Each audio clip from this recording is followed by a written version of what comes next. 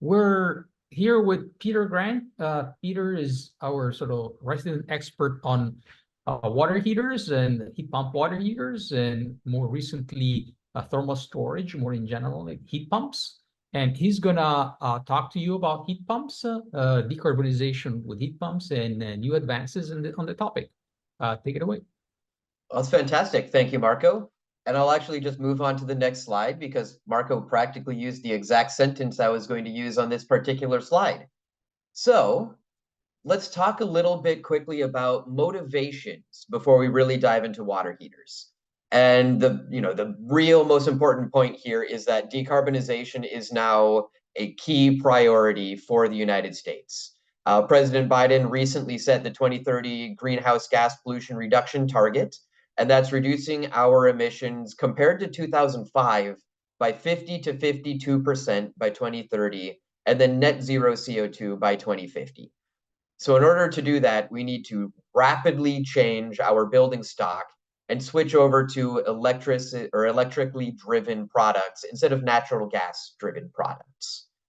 Then if we look at the loads within each specific building, we can quickly see that water heating is actually the second largest end use consumption in pretty much every home in the United States. In some climates like California, where space heating is a lower load than in, say, colder climates like Minnesota, water heating actually becomes the number one end use. So if we want to decarbonize our buildings, water heating is actually a really smart first place to look since it's such a high user of energy compared to some other end uses in the buildings. And if we want to decarbonize water heating, heat pump water heaters are a really, really beneficial technology to use. The ACEEE, that's the American Council for an Energy Efficient Economy, did a study on the CO2 emission reductions of heat pump water heaters and found that nationwide, switching from a gas water heater to a heat pump water heater reduces the annual CO2 emissions by about 58%. And that varies depending on where you are in the country and depending on the mix of different fuels that are used to generate electricity locally. California has a higher penetration of renewables than other states. And so the National Resources Defense Council, when they did a similar study focused on California specifically, found that the emission reduction from switching to a heat pump water heater is actually 73% here in California. And so, these are huge impacts, and those benefits are only growing as states add more and more renewable power to the electricity grid. So if you want to decarbonize, this is absolutely something you should consider doing. Now, another challenge that we have is what's called the duck curve. And this is a commonly known problem here in California, but it's also becoming more common nationwide as other states add more and more and more renewables. And if we look at this plot, it shows the typical load curve that the utilities must provide at different times of day. And as we add more solar power to the grid, the amount that utilities need to provide in the midday period actually decreases because that's already provided by rooftop solar panels.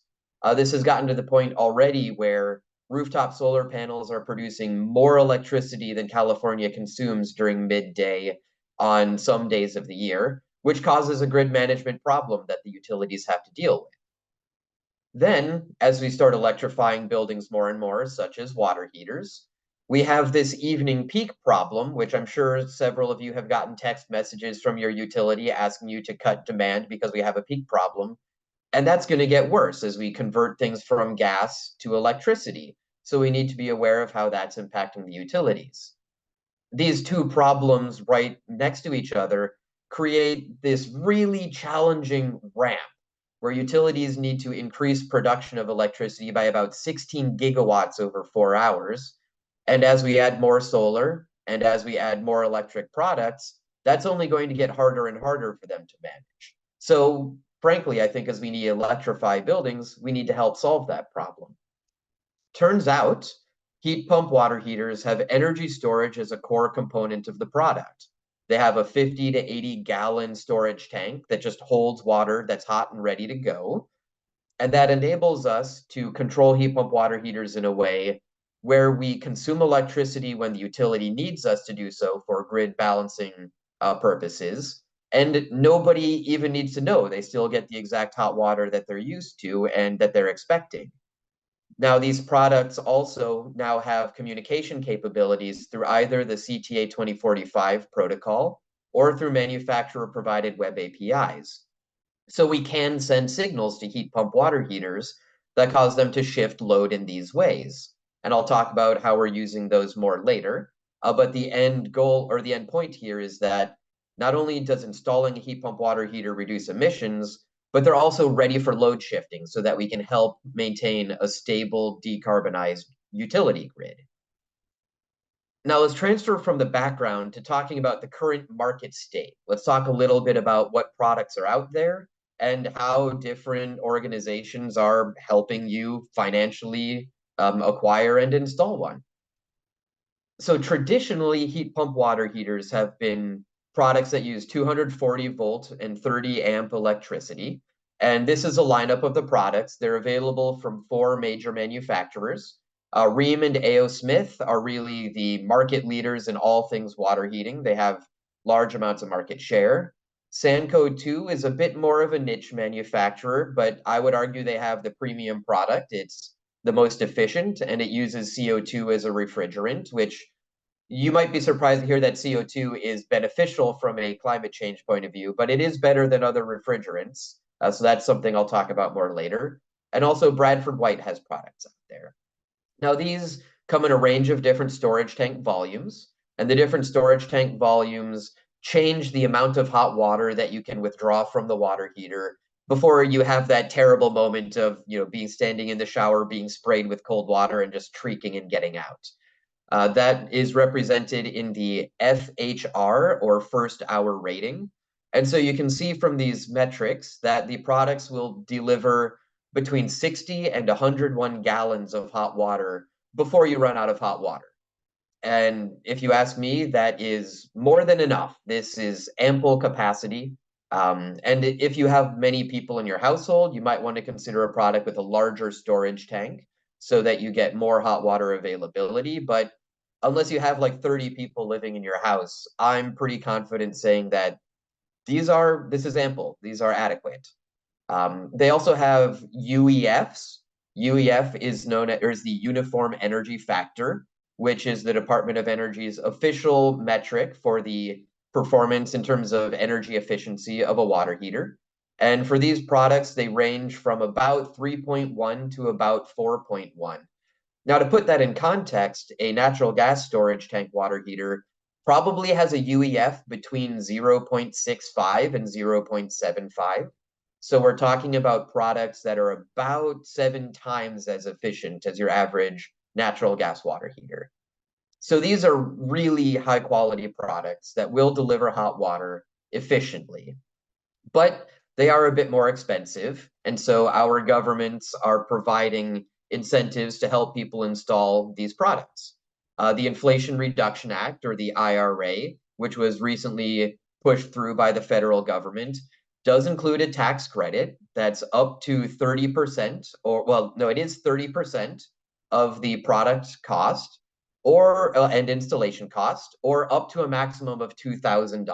So that's potentially a $2,000 discount. The California has the Tech Clean California program, which offers another discount up to $3,100. So if you're in California, you could get a total discount of $5,100. And then there are several utilities that have their own programs. So I don't know exactly where you live or what to recommend, but you should look into what programs your local utilities have available, because those could help as well. But then, there's a new area of heat pump water heater products that are coming out on the market. I previously mentioned that traditional heat pump water heaters use 240 volt, 30 amp electricity. And that's a challenge if you're trying to remove a natural gas water heater and replace it with a heat pump water heater, primarily because gas water heaters usually don't require electricity. Some of them do, and they'll be plugged into a standard outlet, but many don't at all. And so if you install a heat pump water heater, you have to get an electrician on site to wire up 240 volt, 30 amp electricity where the water heater was located. and that'll add $2,000 to $4,000 to your installation, which really is not appealing. That's limiting market adoption. So to solve this, manufacturers have started releasing what are called retrofit-ready heat pump water heaters. And these products are designed to use 120-volt, 15-amp electrical service, which turns out is what the standard wall outlet provides. So if your gas water heater does require electricity, it's plugged into one of these outlets. If it does not require electricity, given how American houses are wired, there's a really high probability of there being a standard outlet close by anyway. So if you're replacing a gas water heater, now you can get one of these retrofit-ready heat pump water heaters, and there's a very high probability that you can install it without needing to do any additional electrical wiring. That avoids the additional $2,000 to $4,000 of electrician work to install the traditional heat pump water heater. And we're really hoping that this leads to higher market adoption just because it's easier to get it installed. So these projects are pretty nascent. They're just coming out on the market in the last year or two, and they're from three main manufacturers. Rheem and A.O. Smith, you may remember as the market leaders. Turns out they're the market leaders in the 120-volt products as well. And then Nile also has a product. You can actually see how nascent they are because the first hour rating and UEF numbers for the Nile are either not on here or are on here using my personal estimate because they have not yet been tested and are not yet rated. But these products, again, come in a range of storage tank volumes from 40 to 80 gallons, and they have first hour ratings that run from about 45 to 93. Now you'll notice these are lower, and that's because the reduced electrical capacity limits the amount that they're able to heat really rapidly in the case that you might be running out of hot water. So if you purchase a 120-volt product, you may want to consider getting a larger storage tank than if you were getting a 240-volt product. They also often have lower UEF values, and that's because they are increasing the temperature of water that's stored inside the storage tank as a way to increase the amount of energy that's available and increase that first hour rating so that it's less likely that you run out of cold water. That making sure you get the hot water you desire is the manufacturer's #1 priority. And in case anyone's confused, I did notice that I misspoke a moment ago. They're trying to make sure you don't run out of hot water, not cold water. Yeah, so these are good products that are now available. And I would recommend getting one instead of a 240-volt if you're trying to replace a gas water. So let's move on to the new frontiers and talk about the current research that's underway to try to improve these products even further. You may recall from earlier, I talked about the grid stability challenges. And in order to help stabilize the grid, we really want to create controls for all of these different products, heat pump water heaters included, that shift load from that evening peak period to that midday solar demand period. And right now we're doing a lot of work around trying to provide economic incentive for people to do that through time-varying electricity prices. This slide right here shows a plot of an electricity price that we're using in Berkeley Labs' CalFlexHub project. And you can see it features a low price of electricity, down around 17 cents per kilowatt hour from 9 a.m. to 10 a.m., and then, still low until about 3 p.m. But then the electricity gets really expensive around 6 to 9 p.m. because we're really trying to discourage people from using that. And through this disparity in prices, you can create a real economic incentive for people to consume their electricity around 9 a.m. to 2 p.m. instead of around 6 p.m. to 9 p.m. This is a research project. These prices are not currently used by utilities, but here in California, we do commonly have time of use rates where the price of electricity does vary by time of day. And that's the utilities trying to do this exact same thing, right? It's easier for them to manage the grid if you consume electricity in midday than in the evening. So they're giving you an economic incentive and a way to reduce your utility bills by consuming electricity in midday instead of the evening. And so we can develop controls that automatically have products do that for you to reduce your utility bills. And CalFlexHub, we have created a control platform for heat pump water heaters. where we have the CalFlex Hub price server that sends out the different price signals. It goes to LBNL's controls located on the cloud, and these cloud controls identify the best way to use the existing CTA 2045 or API-based communications to send load shifting signals that minimize the cost of operating the heat pump water heaters based on the electricity prices. Then we can provide those signal schedules out to different load shifting program implementers, which can send these signals out to heat pump water heaters that are out in the field, such as one that you might have in your house. And so here's a sample output of the impact that this could have. You can see in the top plot the price of electricity and how it varies throughout the day. That is the same price curve that I was showing on a previous slide, just interpolated so it looks a little smoother and doesn't have the big steps. Then on the bottom, you can see the electricity consumed in terms of kilowatts demand of a fleet of 148 heat pump water heaters. The blue line shows what happens if the manufacturer's control logic acts without any sort of load shifting control signals. And the green line shows what happens if we use LBNL's control signals. So you can see we're shifting load away from times when the price is high towards that midday solar production peak. And fleet-wide, we reduce the average cost of operating the heat pump water heaters by 29%, reducing your utility bills. And we reduce the CO2 emissions of this fleet of heat pump water heaters by about 49%. So there's huge potential here, and we look forward to working with utilities to continue expanding this technology and deploying it. Another area that the Department of Energy in California are really interested in pursuing is low global warming potential refrigerants. So I've got a schematic of a heat pump water heater up there, and that coil that's wrapped around the storage tank is the condenser in the heat pump, and it's full of refrigerant. And unfortunately, some of that refrigerant is going to leak out. Even if the product is perfectly designed and it holds the refrigerant for its useful life, at some point the water heater is going to break and it's going to end up in a landfill probably, or maybe recycled. We'll be able to recapture some of that refrigerant, but some will leak out. And currently, these use about 1.25 kilograms of R134A refrigerant. And R134A is 3,900 times worse in terms of global warming impact than CO2 is. So if we completely electrify our water heating fleet, and if all new water heaters are sold each year, that's about 8.7 million water heaters, that leads to an increase in CO2 emissions of about 34 billion pounds of CO2 a year, assuming all of the refrigerant leaks out.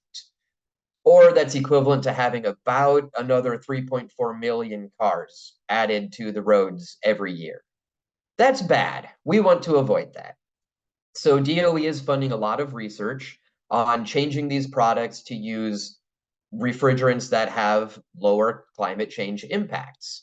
There are now some products that use R513A, and that has a global warming potential of 573 instead of the higher global warming potential of R134A.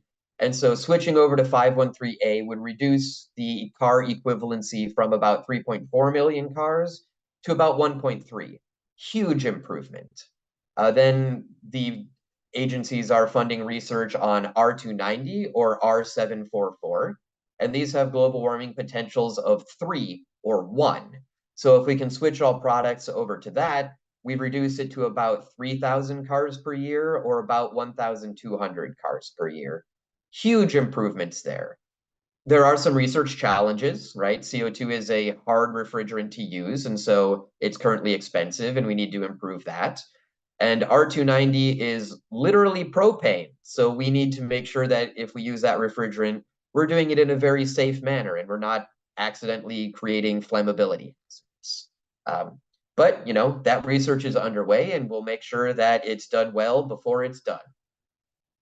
So just wrapping up with a few key takeaways and things that you should really make sure you remember from this slide or this presentation.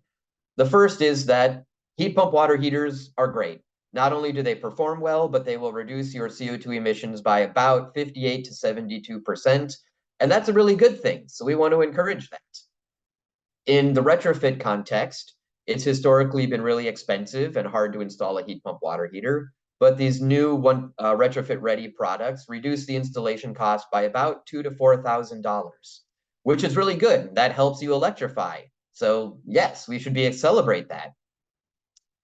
We also now have what we call price responsive controls, where if you do have a time of use rate that you are paying, we can help shift your load in a way that reduces your utility bills and reduces the CO2 emissions from your heat pump water heater. And that's also a really good thing. So we can help advance the technology that way. And then finally, the Department of Energy and the state of California are supporting research that reduce the global warming potential of refrigerants. We could actually reduce the global warming potential of refrigerant leaks from heat pump water heaters by about 99%. And that's awesome. So we're really looking forward to continuing that research. And that's what I've got. So thank you, and it's time to move to Q&A. Thanks, Peter. The presentation was great. A couple of questions here. I think one is about sort of the heat pump dump seat somewhere. Does that interfere with the other heat pumps in your house, and kind of how does this thing work? I saw you had a few graphs there, but diagrams there, but maybe you can clarify.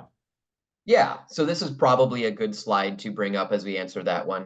And so the heat pump does extract heat from the surrounding air and put it into the water. And this will have a cooling effect on wherever it's located.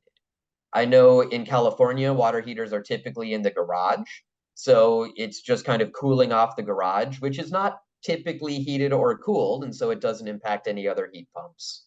In colder climates, it's typically located in the basement, which again is, maybe partially conditioned. And so it has a minor impact.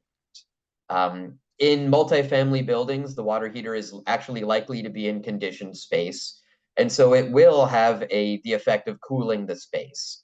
In the summer, this is a good thing because you're using a different heat pump to cool the space anyway. And so now it's just a benefit that you're shifting it from the hot water instead of to the outside.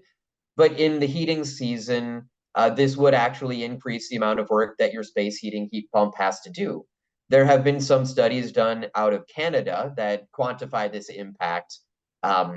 Unfortunately, I don't quite remember the name of the person who did it or name of the study, but if that's something you're interested in, I'd really encourage you to look for those studies.